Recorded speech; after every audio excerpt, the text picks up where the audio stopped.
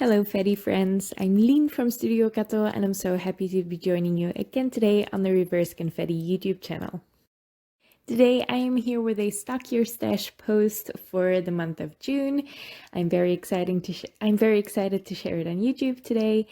I am using the Wildflower stamp set to create a card for any occasion, which is the theme of this month's Stock Your Stash.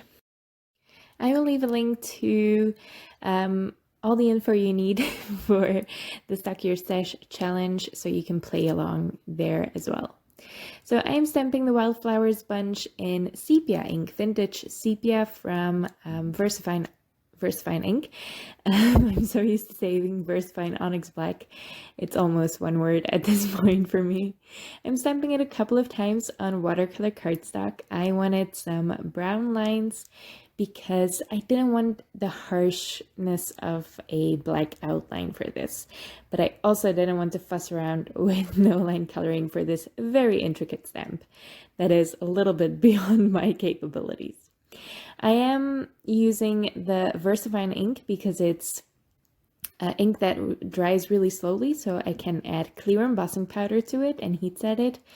And that way the lines will always be crisp even if I color over them with my watercolors.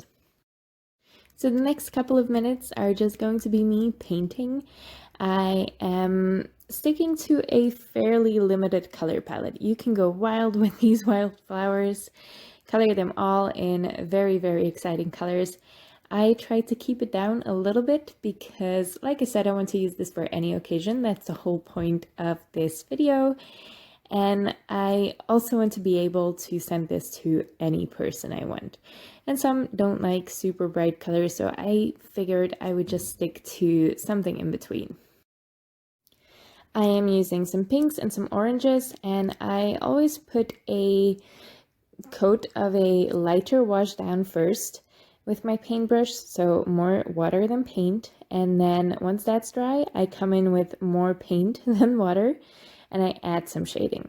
I am not being too worried about the shading for this card because, like I said, it's a very intricate stamp and no one is really going to notice if I spend 2 hours shading all of these flowers. It's not going to make that much of a difference because all of these flowers are very, very tiny. So you can get away with very simple coloring for this, which is what I love about these stamps. They are so relaxing to color. You can go wild with all of the color variations. And you can absolutely do some masking with this stamp and just fill up an entire card front. That would be really fun as well. I might want to try that next time. So as you can see, I colored all of the flowers first, which is what I usually do with flower clusters. And then I can color in all of the greenery. And I usually pick at least 2 different types of green for my greenery. So I have a little bit of variation. And I'm starting out with the yellow greens first. I am coloring the fresh leaves with fresh yellow green. And there were these almost eucalyptus type leaves. So I colored them like they're eucalyptus. I know they're not. It doesn't fit with the wildflower theme, but it looks like the shape of a eucalyptus leaf, so I thought the color would fit as well. And I really like that muted blue-green too. It's one of my favorite colors to paint leaves in. So as you can see, I am mixing my own colors, and that's the beauty of watercolors. So let me give you my favorite trick, because especially for mixing greens for flowers, I highly recommend checking out some color theory.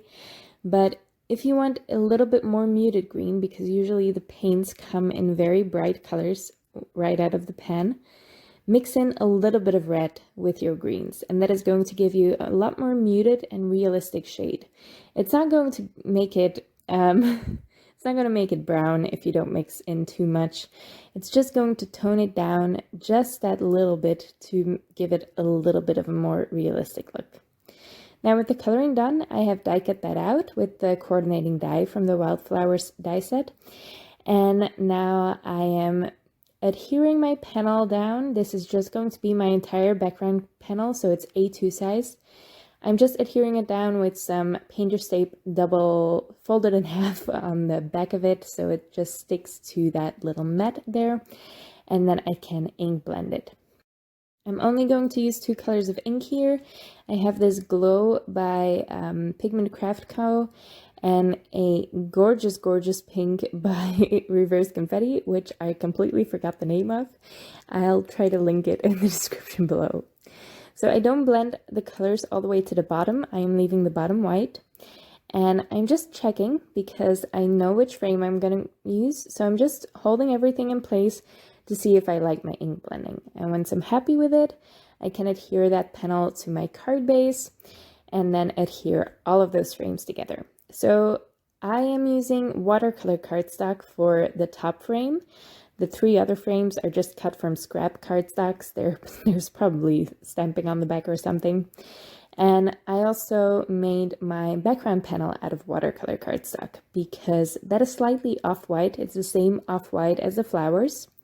So I like my whites to match on the card. I don't know if everyone is so fussy with whites, but I definitely am.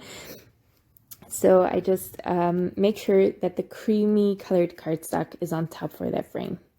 Now, I thought it would be fun to cut up these flowers. I know it's risky to cut up something you'd spend a while coloring. It's not that long. It was pretty easy to color. But I really wanted a straight edge on these flowers so they would match up with the edge of the frame. So I did that, and then I wanted one of the clusters to be a little lower than the other. So I trimmed a little bit off the bottom. And this is a great way to stamp your floral clusters. Just cut them up and put them on a frame.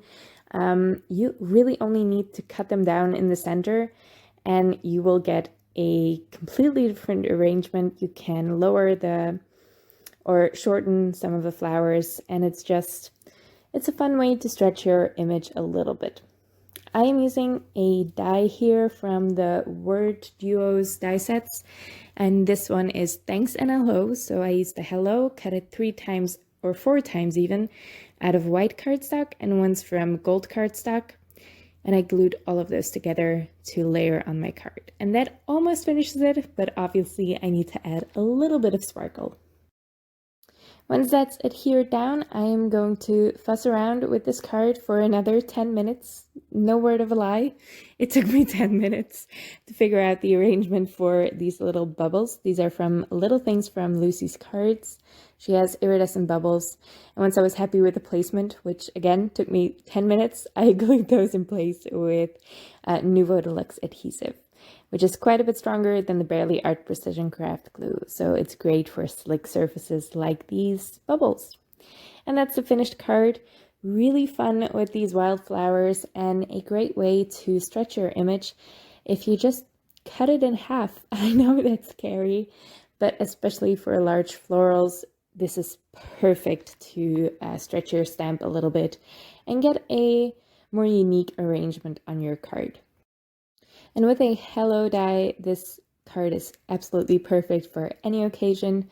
Who doesn't want some wildflowers? They're the prettiest flowers. We have a whole patch of wildflowers in our garden, and they're in bloom right now, and they're so gorgeous. I kind of used the colors of those for this coloring, so I really love them. Thank you so much for watching, and I hope to see you next time.